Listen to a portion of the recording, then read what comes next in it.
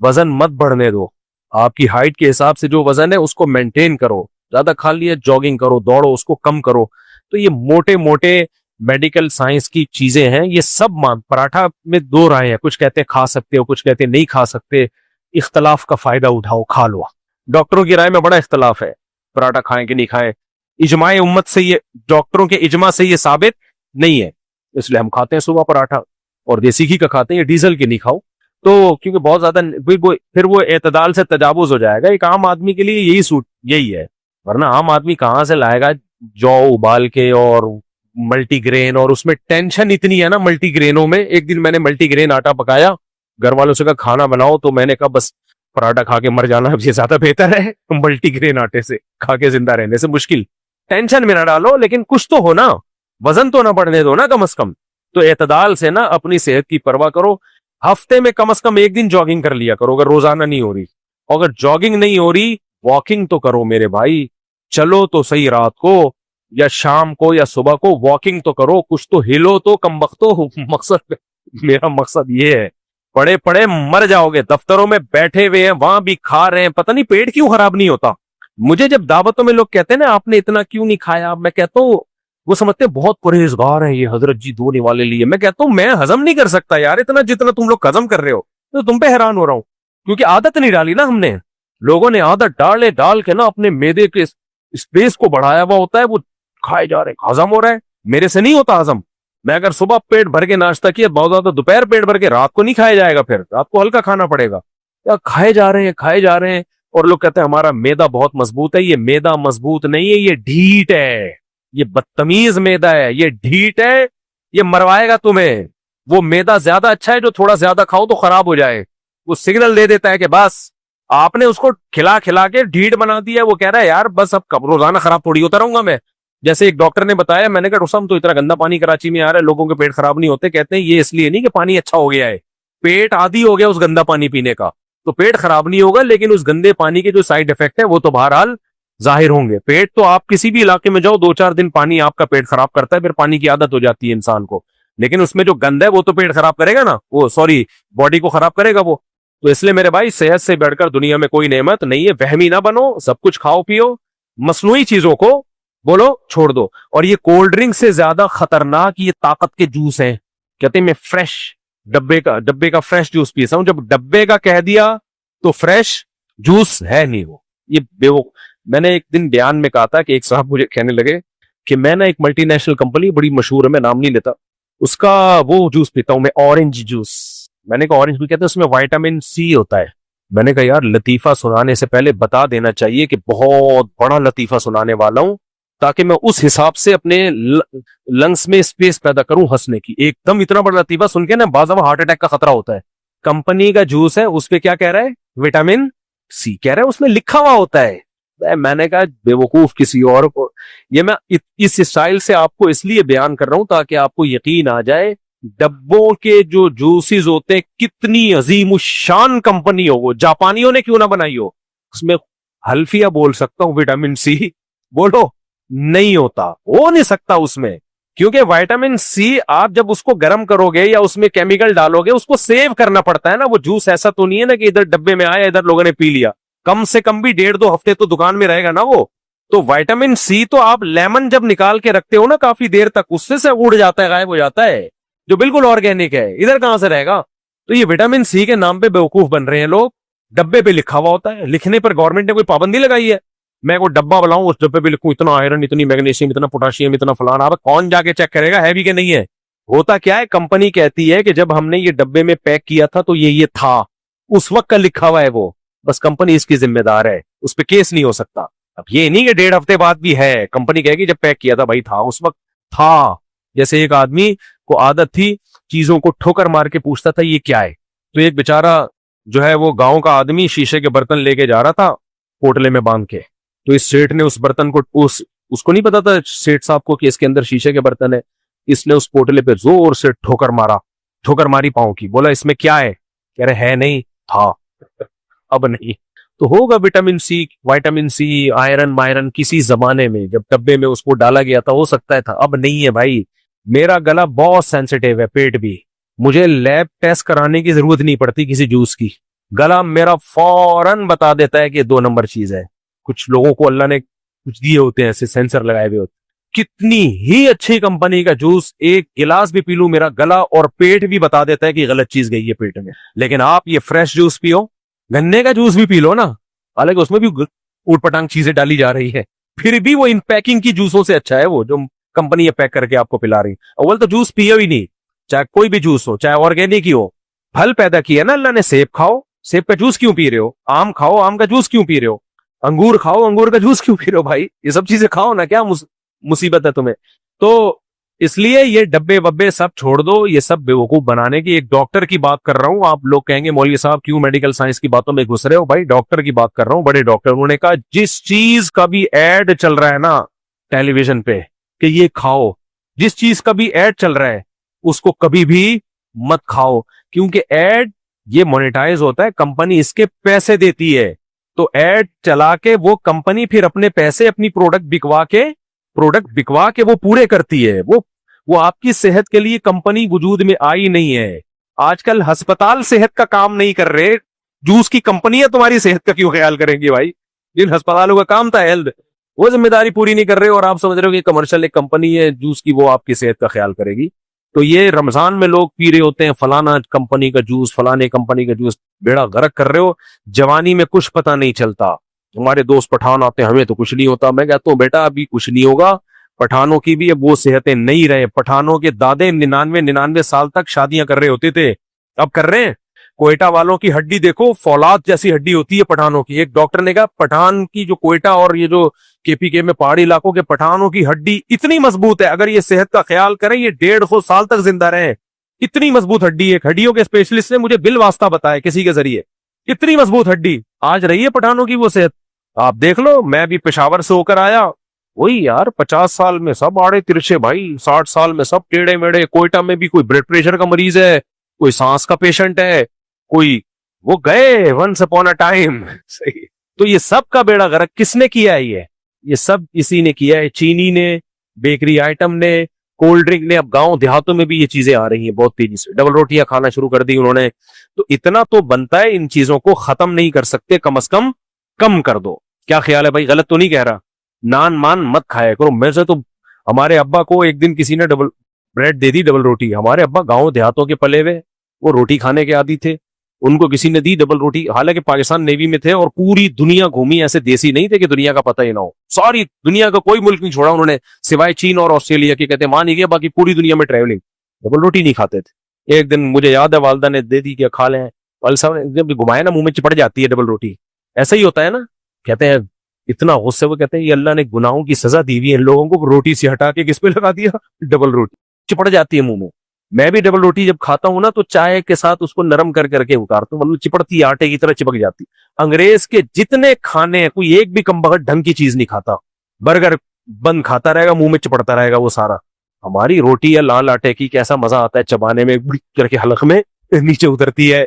और इस रोटी का एक वेट होता है, इस वेट की वजह से कब्ज नहीं होता, ये भारी होती है, जाती है ना, पुश करती है। तभी लोग कहते हैं हम सुबह नाश्ते, एक साहब से मैंने कहा यार तुम वॉशरूम नहीं जाते? कहते हैं यार वॉशरूम में जब मैं नाश्ता करता हूं तो पिछला वाला जाके अगले वाले को पुश करता है, फिर रिपोर्ट पेश होती। समझ रहे हो?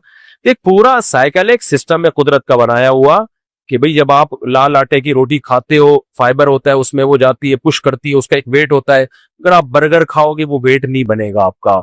अगर आप खाली ये इसी तरह की चीजें फोड़ते फाड़ते रहोगे तो वो नहीं बनेगा। कब्ज की बीमारियां, बड़ी आंत का कैंसर, पता नहीं क्या क्या। कोई बंदा अपना जाके टेस्ट करा के देखे, वो बीमारियों का डब्बा निकलेगा, डब्बा, बीमारियों का डब्बा। और इस बीमारियों से जिंदगी अजाब बनी हुई है। सुस्त बैठे रहते हैं, पड़े हुए, जहां पड़ा हुआ, नींद नहीं आ रही, बेख्वाबी, डिप्रेशन, न चल सकता है, न बात कर सकता है। लतीफा सुनाओ तो हंसी नहीं आएगी, कमबख्त को बैठा रहेगा, हिलाना पड़ता है, बे लतीफा सुनाया मैंने। रोने की बात करो, रोना नहीं आएगा, समझ में ही नहीं आ रहा होता हो क्या रहा है। दूसरी शादी की बात करो तो ये फिर वो दूसरी शादी लेके बढ़ गए। जवान होते और फुल आपके जो है ना बॉडी एक्टिव होती, दूसरी शादी की बात सुन के पड़क जाता है एकदम, अरे यार क्या जबरदस्त हो गया। करते नहीं करते वो आपका हेडेक है। अब तो सुस्त पड़े रहते, हिलते ही नहीं है। तो ये सब इसकी अलामत है, जिंदगी की रंगीनियां खत्म। और ये इसकी अलामत है। हमारा एक दोस्त था, आदत होती है ना, लोग कहते हैं बुढ़ापे में जवानी के मजे। पहले बूढ़े कहते हैं यार हजरत जी आप तो बुढ़ापे में जवानी के मजे ले रहे हो।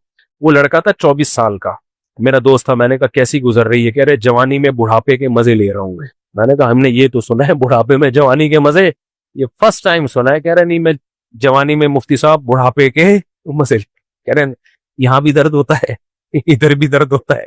एक ले तो मुझे कहा मुफ्ती साहब, जवान लड़का है, कह रहे यार मैं जब सर्दे से क़याम में खड़ा होता हूं ना नमाज में, कड़ाके निकलते हैं मेरे, कड़ाके। कह रहे ये क्या हो रहा है? कड़ाके समझते हो? कटक टक की आवाजें आती है, जितनी भी हड्डियां हैं ना चटकती हैं। मैंने कहा अभी से आपका ये हाल हो गया है, कड़ाके निकल रहे हैं आप, किसी के कड़ाके निकल रहे हैं, किसी के शड़ाके निकल रहे हैं। कोई अब, पहले आपको ये कुर्सियां नजर आती थी मस्जिदों में, हैं? जिंदगी हमने गुजार ली। बूढ़े मेरे नाना 99 साल में 98 साल तक तो खड़े होकर तरावी पढ़ी है उन्होंने। क्या था भाई, कोई मेडिकल साइंस नहीं जानते थे, कोई यूट्यूब नहीं था जो डॉक्टर गाइड कर रहे हो, ये नहीं था। बस ये जो कोल्ड ड्रिंक, पिज़्ज़े, बर्गर, और ये जो आप बाजार से प्रोटीन वाला गोश्त लेते हो ना, जो फ्रोजन गोश्त होता है, इसकी भी बड़ी कंप्लेन है। मैं इसकी हिम्मत नहीं कर रहा आपके सामने इस गोश्त की, मैं कारोबार बंद नहीं करना चाहता। गोश्त वही अच्छा होता है, जाओ जबा करवाओ और ले आओ। ताजा ताजा नहीं बोलूंगा, वो व्लॉग याद आ जाता है वो लोगों का, नहीं जो मुंह पे लाल मास्क लगा के आता। इट इज कॉल्ड गोश्त। ये फिर जो फिरोजन गोश्त होता है, पता नहीं कितने कितने महीनों में। बाज लोग कहते हैं, मैं किसी पे इल्जाम नहीं लगा रहा, हो सकता है कुछ लोग करते हो कुछ ना करते हो, लेकिन बहुत सी कंपनियां उसमें इंजेक्शन दे दे के उसको सेव करती हैं। कुछ जायके के इंजेक्शन दिए जाते हैं मसालों के लिए, ताकि वो अंदर चला जाए उसमें क्या क्या डाला जा रहा है। मेरा दोस्त कल आया मछली लेके, कहता है अब मैं बारबेक्यू करूंगा मछली का। मेरे लिए अलग मछली बनाई है बगैर मसाले वाली, हालांकि मैं मसालों का शौकीन हूं। क्यों? मेरे इतने तजर्बे, ये बाहर के मसाले जब लगते हैं ना, अब मछली खाने का फायदा कम होगा, उस मसाले को पेट में उतारने का नुकसान बोलो ज्यादा होगा। मैंने कहा नहीं, मसाला बनाओ घर का मसाला, अदरक लहसुन वसन जो भी काली मिर्च वाली वो बना लो। आप पिसा हुआ मसाला बाहर से खरीद रहे हो ना, मुझे एक बहुत ईमानदार ताजिर ने बताया है जो 2 नंबरी नहीं करता। उसने बताया कि मैं 2 नंबरी नहीं करता, लेकिन कुछ 2 नंबरियां ऐसी हैं वो करनी पड़ेंगी मुझे, और मैं बता के करता हूं वो, और मैं बताता हूं भाई ये मिलावट इसमें है और हर जगह है, ताकि मेरा माल हराम ना हो। वो 2 नंबरी कह रहा है। हल्दी को जब हम पीसते हैं उसमें कलर बोलो मिलाते हैं। मैं नहीं कह रहा सारे करते होंगे, हो सकता है कुछ लोग ना करते हो। आपको हल्दी चाहिए, हल्दी की वो लेकर आओ, उसको खुद कूट लो, थोड़ा सा कमर में दर्द होगा फिर ठीक हो जाएगी, ठीक है। काली मिर्च का पाउडर भी मैंने इस्तेमाल करना छोड़ दिया है। कुछ भरोसा नहीं है भाई मुल्क में क्या हो रहा है। एक दफा मैं जूड़िया बाजार गया तो बहुत दफा हूं, लेकिन एक दफा मैंने ये मंजर देखा मसालों के मार्केट में। मैं जब अंदर घुसा हूं ना, इतने बड़े बड़े चूहे, इतने बड़े बड़े यार, वो सब चीजें खा खा के ना इतने मुस्टंडे हो गए थे। मैं व्लॉग बना सकता था, लेकिन मैंने कहा किसी का कारोबार का बेड़ा गर्क होगा, आप कह सकते हो लोगों का जो बेड़ा गर्क हो रहा है, तो एक बंदा कर रहा हो ना, वहां तो माशाल्लाह हर दूसरे तीसरा आदमी, हर दूसरा तीसरा की दुकान का यही हाल। डिस्प्ले बड़ा खूबसूरत, बादाम पिस्ते, डिस्प्ले पे आप जाएंगे ना, साफ सुथरे बादाम, साफ सुथरे पिस्ते, ऐसा खूबसूरत। पीछे गोदाम जहां से ये आ रहा है, मैं घुसा हूं उस गोदाम में, जो मंजर मैंने वहां देखा है ना, उफ। पीछे जो गोदाम की हालत थी, उसने कहा भाई यही सिस्टम क्या चल रहा है, यही सिस्टम चल रहा है। पीछे गोदाम, डिस्प्ले पे तो बड़ा साफ सुथरा होता है। एक आदमी ने बताया, मैं बहुत बड़े होटल में गया, इतना साफ सुथरा हाइजेनिक खाना उनका जबरदस्त। कह रहा मैं एक दिन किचन में गया हूं ना, प्याज पे जो कट रहे थे लोग, पांव रख रख के चल रहे थे उस प्याज पे, मुलाजमीन। समझ में आ रही है कि नहीं आ रही? प्याज का ढेर लगा हुआ ना, वो जगह नहीं मिल रही, उसी पे से चल के चला। अंदर कुछ और होता है। बाहर मुल्कों में तो बड़ा ख्याल किया जाता है। सऊदी अरब में किचन में कैमरे लगे होते हैं, बैग में खुराक वाले 24 घंटे बंदे बिठाए हुए, देखते रहोगे गंद। हमारे यहाँ ऐसा कोई सिस्टम है? बोलो, कहीं कोई कैमरा देखा आपने? हमें तो सामने जो नजर आ रहा है, मसालों में क्या डल रहा है कुछ पता नहीं है। मैंने एक दफा बयान में कह दिया था कि हमारे मसाले बैरून मुल्क पाबंदी है उनपे। किसी ने कहा लो, फिर कंपनियों के नाम लिए कि देखो ये मसाला भी सऊदी अरब में मिलता है, ये मसाला भी सऊदी अरब में मिलता है। भाई देखो, जब कोई बंदा बात करता है ना, उससे उसका मतलब पूछा जाए, फौरन इतराज ना किया जाए। तो मैंने उनको, मसाले मिलते ही नहीं कंपनियों के, लेकिन उसका फॉर्मूला चेंज होता है।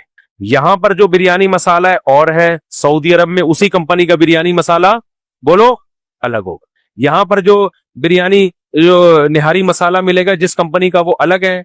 यही जब जाएगा अमेरिका में तो चेन, वो ये गन अफोर्ड नहीं कर सकते। तो ये शरीयत का हुक्म है, तो छोड़ दो अपने आप को, इन फजूल चीजों से बचाओ अपने आप को, ताकि एक अच्छी इंसान जिंदगी गुजारे, अल्लाह रसूल भी खुश होंगे इससे, मेरा ख्याल है। क्या ख्याल है? और दीनदार लोगों पे तो ये बहुत ही बुरा लगता है। अल्लाह अमल की तो बाद उलमा कहते हैं फी सबीलिल्लाह से मुराद सिर्फ किताल फी सबीलिल्लाह है, इससे कुछ और मुराद लेना तहरीफ कुरान के जुमरे में आता है। ये बात गलत है। ये जरूर है कि जहां कुरान में फी सबीलिल्लाह जिहाद के माना में आया है तो वहां तो जिहाद ही के माना में है, लेकिन कुरान और सुन्नत में खुद फी सबीलिल्लाह दूसरे मानी में भी इस्तेमाल हुआ है। हदीस में आता है जो हज पे निकलता है वो भी फी सबीलिल्लाह, जो मस्जिद में नमाज के लिए आता है वो भी फी सबीलिल्लाह। तो कोई भी दीन के काम में निकला है वो फी सबीलिल्लाह ही कहलाएगा। गड़बड़ यहां होती है कि जिहाद में जो फजाइल हैं, बाज मौके पे जिहाद को फी सबीलिल्लाह कहा गया है, तो जो जिहाद के फजाइल हैं वो आप किसी और जगह पे फिट ना करें फी सबीलिल्लाह कह के उसको। तो फी सबीलिल्लाह तो सारे काम हैं, लेकिन जिहाद फी सबीलिल्लाह के जो स्पेसिफिक अलग से फजाइल हैं वो किसी और जगह फिट करना जायज नहीं है, ये गलत हो जाएगा। फिर वो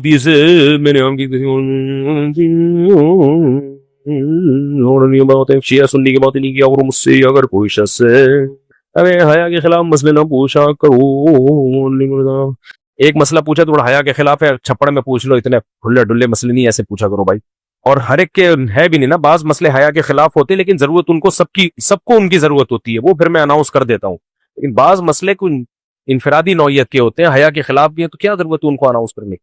दूसरा मुझे लीमू रोजाना अपने खर्चे पर पीऊं या दूसरों के, बाकी कह रहे हैं हड्डियां कमजोर हो जाती हैं और पीने से, क्या लिखा है, पर्सनल एक्सपीरियंस रहा है, हड्डियां कमजोर हो जाती है। विटामिन सी से हड्डियां कमजोर की होंगी मेरे भाई।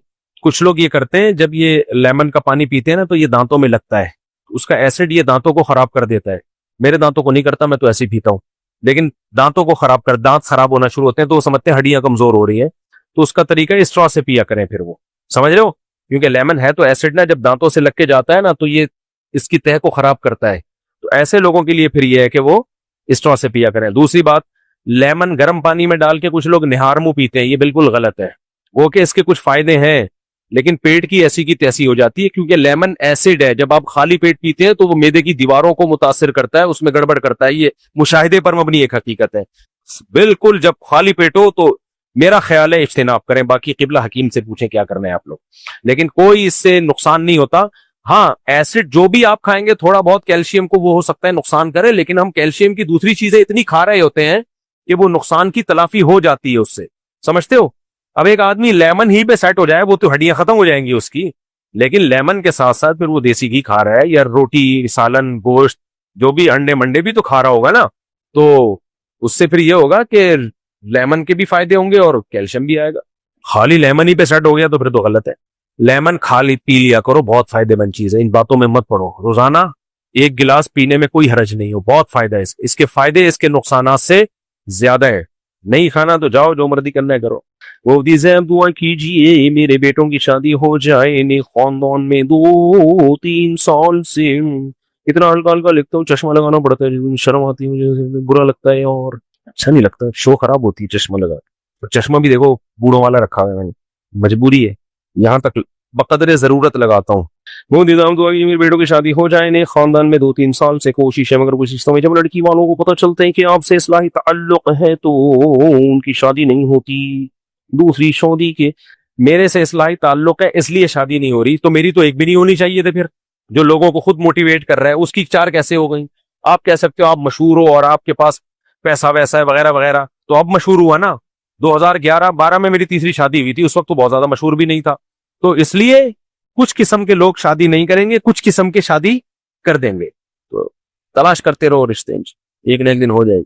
कमारा कोई नहीं मरता, ये ध्यान में रखो। कमारा जो मर रहा है वो अपनी हमाकत से कमारा रहने की वजह से मरता है। अल्लाह ताला ये बेसिक जरूरतें इंसान की पूरी करते हैं। हदीस में आता है 3 लोगों की अल्लाह ने मदद का वादा किया है, उसमें एक वो शख्स है जो निकाह करना चाहता हो, तो अगर वो सीरियस है ना इसमें तो अल्लाह उसका इंतजाम करेगा। मैंने ऐसे ऐसे लोगों की शादी होते देखी है जिनकी कोई इम्कान ही नहीं था, सिरे से मायूस होकर मेरे पास आए थे। मैंने कहा यार आप कोशिश, कारोबार की भी कोशिश करो, रिश्ते भी तलाश करते रहो, अल्लाह ने चाहा हो जाएगी। आज हो भी गई, उनके औलाद भी है ना। ये ऐसा काम है अल्लाह की मदद के बगैर होता नहीं है। मुदिजा मेरे अब्बू और मेरे सूसर शादी नहीं करवा रहे, मेरा निकाह हो गया है पर रुखसती नहीं कर रहे और शादी का पूरा खर्चा मैं उठा रहा हूँ, कुछ बता दी क्या करूँ। रुखसती नहीं कर रहे तो आपने कोई एग्रीमेंट किया था निकाह से पहले कि इतने अरसे के बाद रुखसती होगी, अगर एग्रीमेंट किया था तो फिर आपको उस एग्रीमेंट की पाबंदी करनी पड़ेगी। शुरू में एग्रीमेंट कर लेते हैं कि 2 साल तक, फिर एकदम इनको दिमाग के जो है ना वो जुनून चढ़ता है। तो भाई जब आपने किया था मुआहदा तो फिर उसकी पाबंदी करो।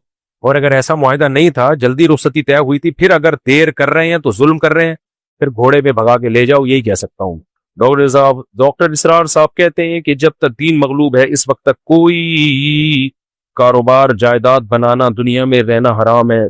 पता नहीं डॉक्टर इसरार ने ऐसा कहा भी है कि नहीं कहा, बाज लोग ऐसा कहते हैं, लेकिन उससे दीन गालिब होने के बजाय और मगलूब हो जाएगा, क्योंकि जायदादें भी नहीं होंगी, कारोबार भी नहीं होगा, तो मुसलमान और कमजोर हो जाएंगे। तो वो तो थोड़ा बहुत जो गलबे का इम्कान था वो भी मार्केट से शॉर्ट। डॉक्टर साहब ने ऐसा कहा नहीं होगा मेरा ख्याल है हमारे दिन में। और अगर कहा होगा तो उनसे पूछा जाए, अगर जिंदा होते तो पूछते उसका मतलब, उनके बेटे जिंदा है उनसे पूछे कि आपके वालिद साहब ने जो ये कहा था इसका क्या मतलब, क्या बताना चाह रहे थे। हमारे दिन में रहबानियत तो नहीं है, लेकिन फिर भी हमारे तबलीगी बुजुर्ग जो रायवन में मुकीम हो जाते हैं सारा साल सब कुछ छोड़ छाड़ कर, क्या ये सही है? सब कुछ छोड़ छाड़ के नहीं होते, उनकी बीवी बच्चे भी होते हैं, और वो पहले से इतने कारोबारी लोग होते हैं, उनका चलता हुआ कारोबार होता है, उससे उनकी अर्निंग आ रही होती है, उससे बीवी बच्चों को खिला रहे होते हैं। दीन के लिए वक़फ हो जाना ये रहबानियत नहीं है, बशर्ते कि आप बीवी बच्चों का खर्चा उठा रहे हो। रहबानियत जब है जब आप निकाह भी ना करो कि मैं शादी नहीं करूंगा ताकि बच्चों का खर्चा ना उठाना पड़े, और फिर दीन के लिए वक़फ हो जाओ, ये रहबानियत है। या शादी हो गई और अब बीवी का खर्चा नहीं उठा रहे, वक़फ कर दिया, तो वो कहां से खाएगी भाई? तो रायवन में मेरे इल्म में जितने भी मुकीमीन हैं वो सब के चलते हुए बिजनेस हैं, कारोबार हैं। अब वो सब चीजों से आजाद होकर दीन की खिदमत के लिए वक़फ कर दिया और उनके कारोबार चल रहे हैं। तबलीग में कहीं भी इसकी इजाजत नहीं दी जाती। हत्ता कि आप साल लगाना चाहते हो ना, और आपका अभी इम्तिहान होने वाला है, तो तबलीग वाले आपको साल के लिए 4 महीने के लिए नहीं जाने देंगे, बोलेंगे आप पेपर पहले दो, क्योंकि आपका फ्यूचर बर्बाद हो रहा है। अगर कोई पर्सनली अपने तौर पर गलत कर रहा है तो फिर तबलीग वाले उसके जिम्मेदार नहीं। तो ऐसी रहबानियत तबलीग में है नहीं जहां तक मेरी मालूम। और अगर कोई कर रहा है तो वो अपने तौर पर कर रहा है, उसका तबलीग को जिम्मेदार न ठहराया जाए।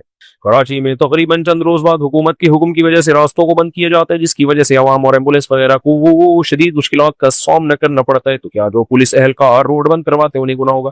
भाई पुलिस तो पाबंद होती है हुकूमत के फैसलों के, वो तो वही करेगी जो, वरना हुकूमत उनको बहुत सख्त केस बन जाता है पुलिस के खिलाफ अगर वो ऑर्डर को फॉलो ना करे। अलबत्ता जो मजहबी लोग ये कुछ कर रहे हैं वो बहरहाल मुजरिम है। मैंने हदीस कई बार सुनाई है, नबी ने फरमाया सबसे आखिरी दर्जा ईमान का ये है कि रास्ते में तकलीफ दे चीज अगर कोई नहीं उठाए ना तो आखिरी दर्जे पे भी नहीं है। तो ये तकलीफ दे चीज ना उठाने पर है, और रास्ते को बंद कर देना तकलीफ दे चीज, यानी ये कांटा पड़ा हुआ है वो इतनी तकलीफ नहीं देता। और हदीस कह रही है कि उसको अगर आपने नहीं उठाया तो आप ईमान के आखिरी दर्जे में भी नहीं है। और जो पूरा जुलूस ला के रोड ब्लॉक कर दे, लोगों के आने जाने के रास्ते बंद हो जाए, एम्बुलेंसों को मुसीबत पेश आए, और दुनिया के किसी मुल्क में ऐसा नहीं होता, ये जो हमारे यहाँ ही हो रहा होता है, ये तो ऐन अजाब में डाल दिया आपने लोगों को। तो वो ईमान के आखिरी दर्जे में भी कहा, तो पहले दर्जे में भी नहीं है। इसलिए बंद होने चाहिए सारे जितने भी जुलूस जलसे। अभी क्या हुआ है जापान में, जिन्होंने, जो मेरे होस्ट है ना जापान में, जिन्होंने मुझे बुलाया था, उनका फोन आया, उन्होंने कहा जापान ने वीजे बंद कर दिए मुफ्ती साहब, तबलीग के वीजे बंद कर दिए, उलमा के वीजे बंद कर दिए। मैंने कहा क्यों? कहते हैं कुछ लोग गए थे यहीं से, तो रबीउल अव्वल के